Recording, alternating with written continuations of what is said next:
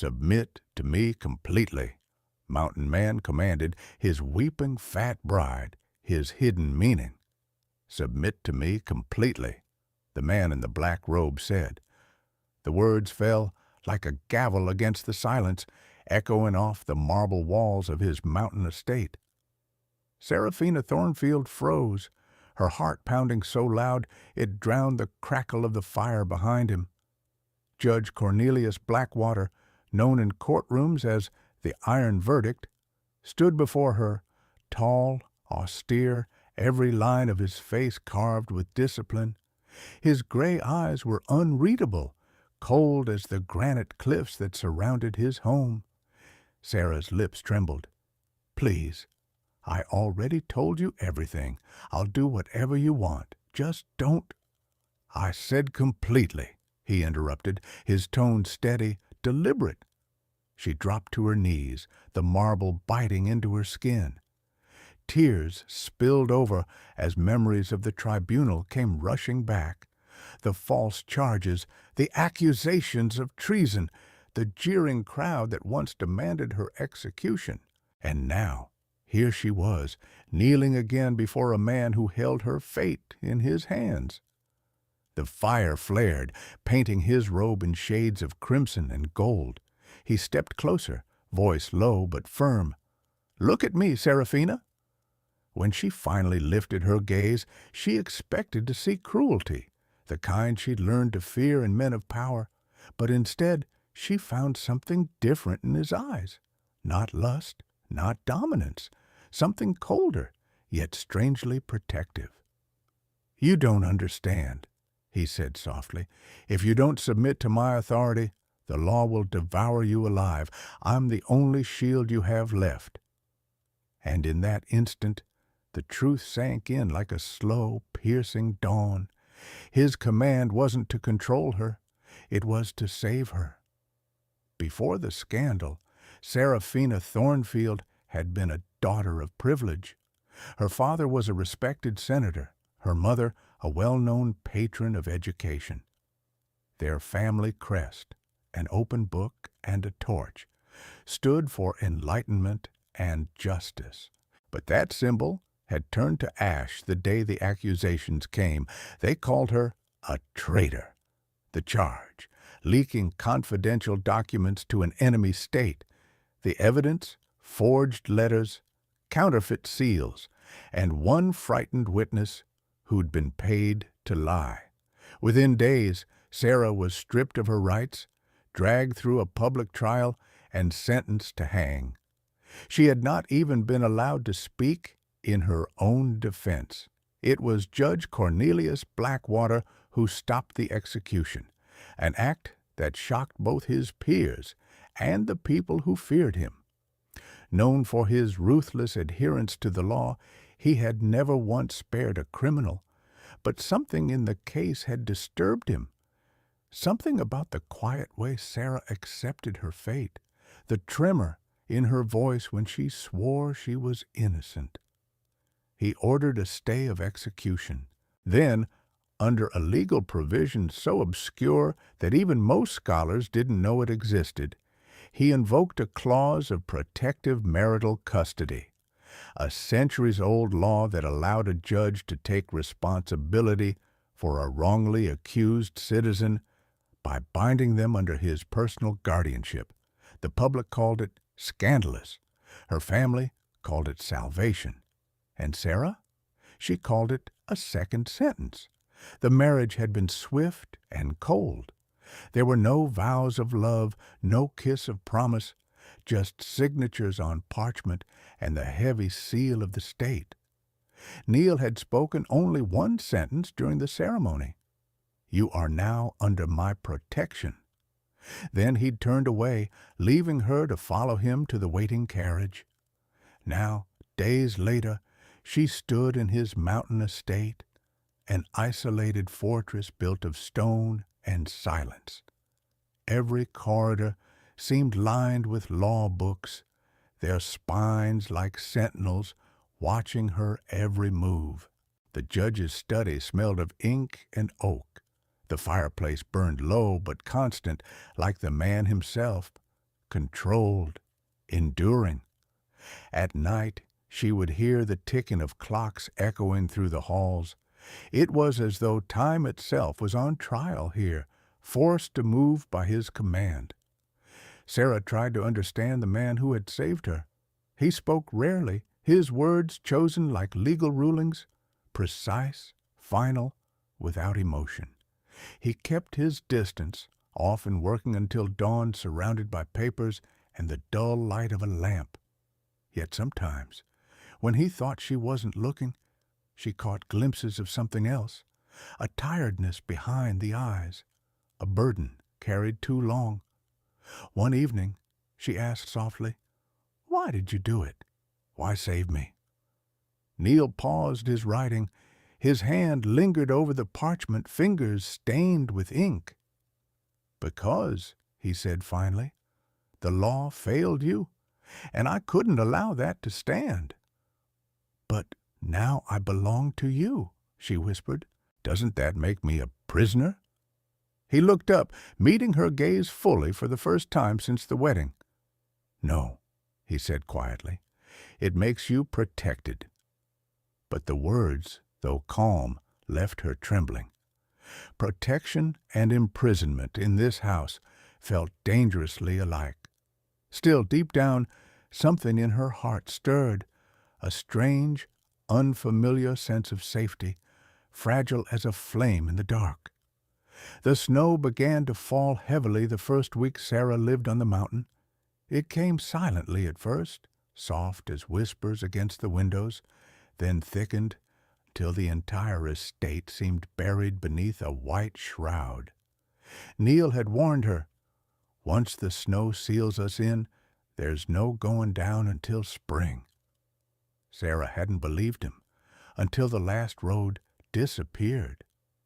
Days in the Blackwater Manor were long and cold, measured not by clocks, but by the rustle of parchment and the creak of the great oak floors. Neil worked in his study from dawn until deep into the night, reviewing cases, drafting decrees, and dictating reforms for a legal system most men would never understand. At first, Sarah tried to stay out of sight. She spent hours by the window, sketching the outlines of pine trees, trying to find beauty in the silence. But no matter where she sat, she could feel his presence in the house, steady, disciplined, unbending. It was both comforting and suffocating. Every evening, precisely at 6, Neil would find her.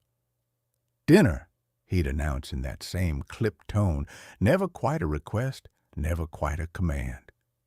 He would sit across from her at the long mahogany table, the firelight flickering between them like a fragile truce. He ate slowly, methodically, his knife and fork moving with the precision of a judge striking balance between mercy and truth.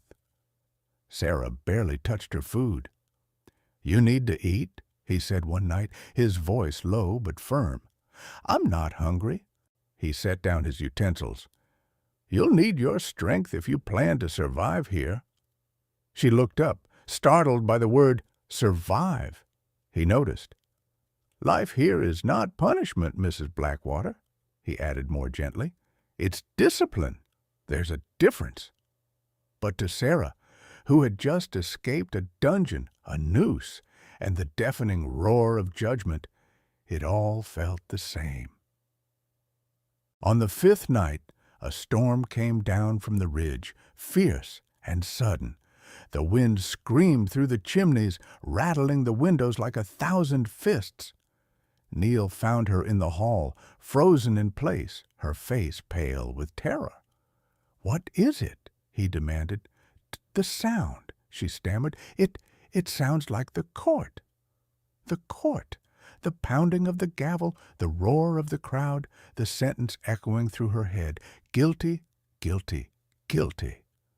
She sank to her knees, clutching her ears. Neil's expression softened. He knelt beside her, his robe brushing the floor. "Seraphina," he said quietly, almost tenderly, "you're safe here.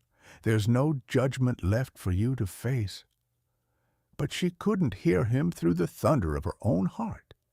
Then his hand, steady, strong, reached her shoulder. "Listen to me," he said. "When the storm roars, you don't run from it. You stand still. You let it pass." He stayed with her until the wind died down. Neither spoke again that night, but the next morning Sarah noticed a new silence in the house, warmer somehow, less oppressive. A week later, Neil surprised her. "You're coming with me," he said, handing her a cloak. "To where?" "The courthouse in the valley. I have to review a trial. You should see what law looks like outside fear." They rode down together in a carriage, the world below them glittering white and endless. Sarah expected to feel dread when they entered the court, but instead she found herself studying Neil, not as a man of authority, but as a man of conviction. When he spoke, the room quieted. His voice carried strength, not cruelty. The law, he declared, was not created to crush the weak, but to defend them. And Sarah realized with a shock that he meant it, every word. As they left the courthouse that evening, he turned to her. "You see now why I asked for your trust?" She nodded slowly. "Because trust," she said softly, "is the only form of submission that sets us free." He met her eyes, gray, unreadable, and yet, for the first time, alive. And in that fragile moment between storm and silence, something wordless began to shift between them.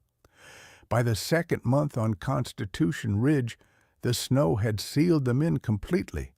The world below the mountain might as well have ceased to exist.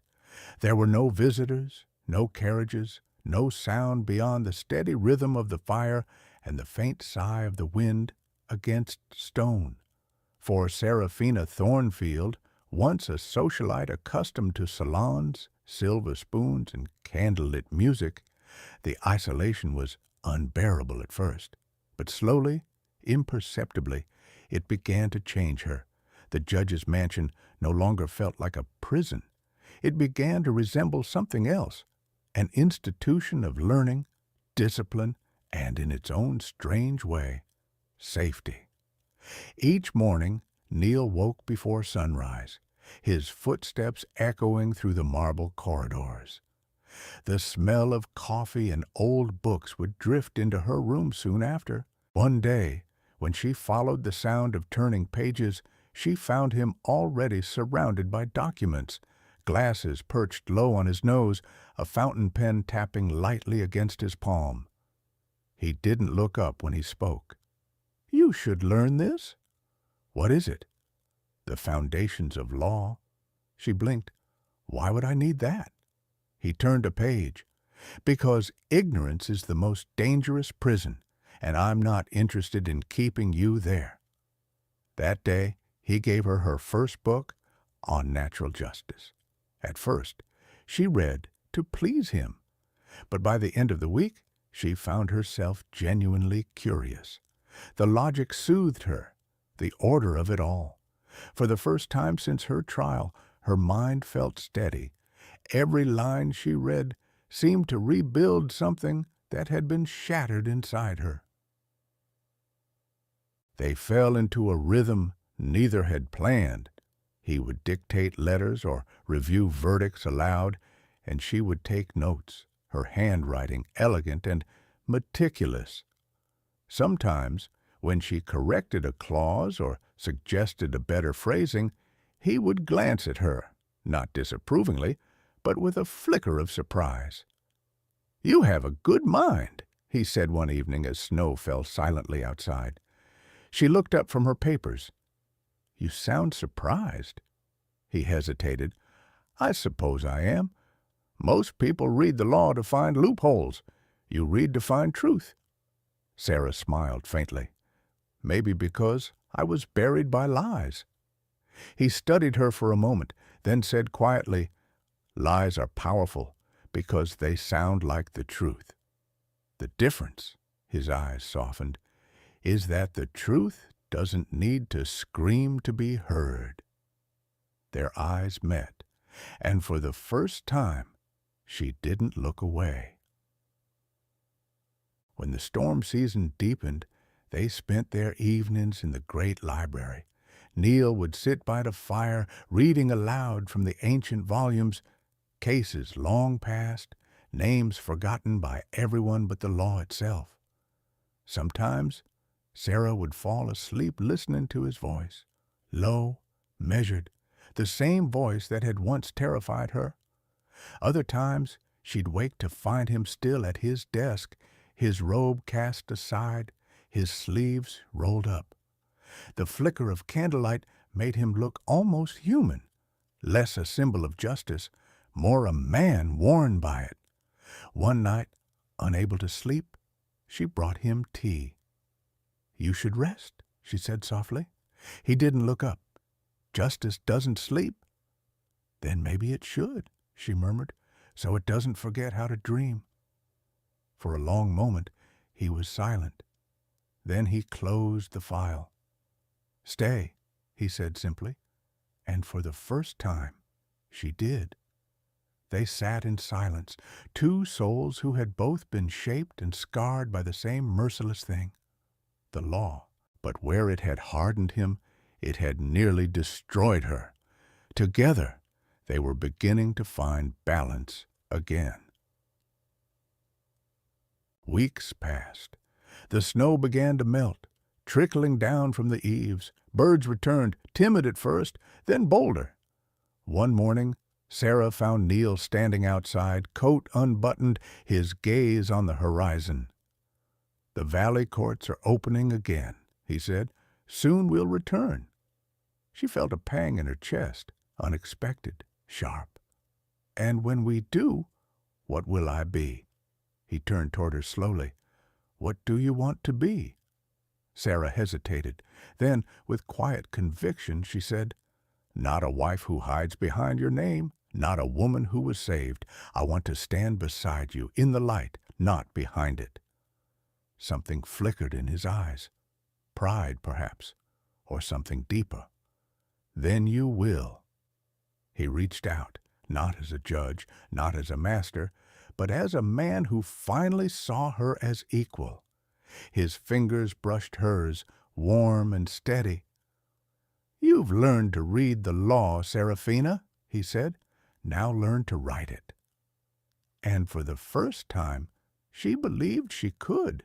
Spring melted the snow from Constitution Ridge, but peace melted with it. Letters began to arrive, sealed in wax, stamped with sigils of power. At first, Neil burned them unopened, the way one might silence an old ghost. But as the weeks went on, more came, some in elegant script, others scrawled in haste, and all carried the same warning tone. "You've crossed the line, Blackwater. Step down before we make you fall." Sarah found one of them by accident, slipped beneath a pile of legal drafts.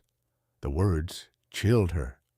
"Neil," she said that evening as they sat by the fire, "why are these people threatening you?" He didn't look up from his notes. "Because I refuse to sell my verdicts." "Your verdicts?" "There are men, wealthy, powerful, who use the law as a weapon," he said evenly. "They expected me to play along, to sentence their enemies, to pardon their allies. I refused. And now they're coming after you?" A flicker of grim amusement crossed his face. "After us, Seraphina?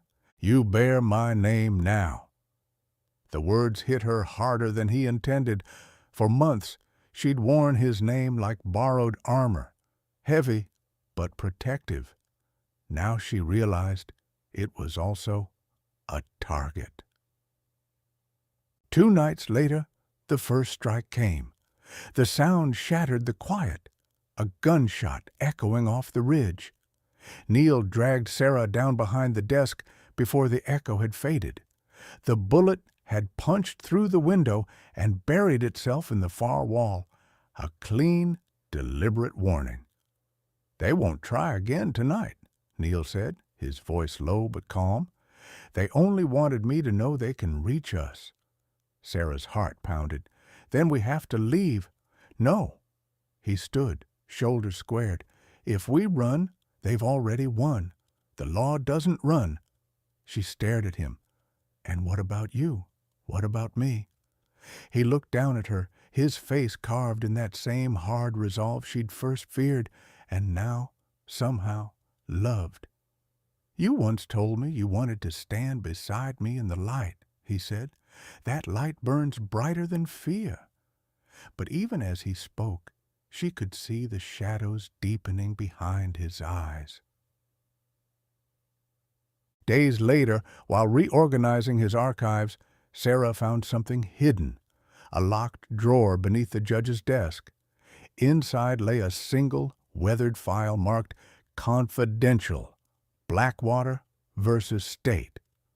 Her hands trembled as she opened it.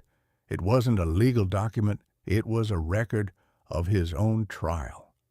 Years ago, before he had become a magistrate, Neil Blackwater had been accused of conspiracy. He'd stood before the same kind of court that had condemned her. But his accusers had vanished before the case could proceed. Officially, the charges were dismissed. Unofficially, the whispers had never stopped. When she confronted him that evening, he didn't deny it. "Yes," he said simply, "I was tried once, falsely accused like you." "Why didn't you tell me?" "Because I didn't want you to see me as broken." Her voice cracked. "Neil, you're not broken. You're the reason I'm still standing." He looked away, jaw tight. "And you're the reason I remember what justice is for." The truth bound them closer than any vow ever could, but it also made them both vulnerable. The same enemies who had destroyed her reputation now had reason to destroy his. 1 week later, a public inquiry was announced in the Capitol. The charge, judicial misconduct. The accused, Judge Cornelius Blackwater. They were calling for his removal. Sarah could see how deeply it wounded him, not the loss of power, but the corruption of everything he'd stood for. "They'll try to bury you," she said. "They'll twist every truth until it sounds like a lie." He gave a small, weary smile. "Then it's time I had a lawyer who knows how to untwist lies." Sarah blinked. "You mean me?" "I've taught you everything I know," he said softly. "Now use it. Defend me. Defend what we built." She stared at him, realization dawning like firelight spreading through darkness. He wasn't asking for submission anymore. He was asking for partnership. The next morning, she stood beside him before the grand marble steps of the high court, wind tearing through her hair, documents clutched in her gloved hands. The same people who once condemned her now turned to watch her defend the man who had saved her life. "Are you ready?" Neil asked quietly. Sarah met his gaze unflinching. "I was born to be tried," she said, "but this time I'm the one asking the questions." He smiled, small, proud, unguarded. "Then, Mrs. Blackwater, let justice begin."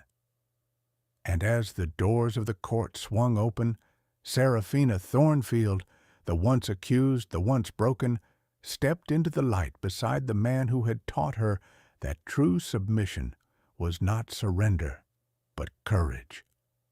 The courtroom was silent, eerily, dangerously silent, when Seraphina Blackwater took her place at the defense table. The same chamber that had once echoed with her cries for mercy now stood as the stage for her vengeance, not the vengeance of blood, but of truth. The council of inquiry sat high upon the dais, 12 men in black robes, their faces hidden behind the solemn weight of judgment. At the center, the prosecutor, Lord Varon, a man whose voice once sentenced her to death, rose with a smirk. "Mrs. Blackwater," he began, his tone slick with irony, "it is rather poetic that you, a convicted traitor pardoned by this court, now appear to defend the very man who rescued you from the gallows." Sarah stood slowly. The murmur of the crowd swelled, then fell away as she spoke. "I was not rescued," she said, her voice calm, clear, unwavering. "I was redeemed, and today I will redeem the law that you've spent your career corrupting." Gasps rippled through the gallery. Varon sneered. "Be careful, Mrs. Blackwater. Contempt of court—" "Is what I feel," she interrupted, "for any man who uses justice as a weapon." The head judge pounded his gavel, but even he couldn't mask the faintest flicker of approval behind his stern eyes. For 3 hours, she fought like she had been born to do it. Her words cut through lies like a blade through silk. She presented evidence of falsified testimonies, bribes, and secret letters, each one a thread in the web of corruption that had ensnared both her and Neil. Neil sat behind her, silent, his gray eyes never leaving her form. Every argument, every motion she made, he watched her with the same awe that scholars reserve for revelation. At one point, when Varon attempted to strike down her motion as invalid, she rose, voice ringing through the chamber.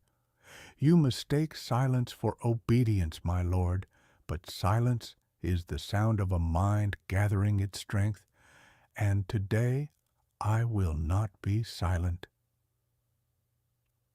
By dusk, the courtroom was on fire with whispers. Sarah presented the final piece, a signed confession from a clerk who had once served under Varon, proving that the charges against Neil were fabricated to remove him from power. When she handed it to the chief judge, she turned to the assembly and said, "Justice does not need to roar. It only needs to stand." The gavel came down, once, twice. "All charges dismissed." The words rang out like the toll of a great bell. Neil exhaled for the first time in hours, his hands trembling just enough for Sarah to notice. When he stood, the crowd rose with him. Applause erupted, not just for the acquittal, but for the woman who had faced the law and bent it back toward the light. Sarah turned to him, eyes shining.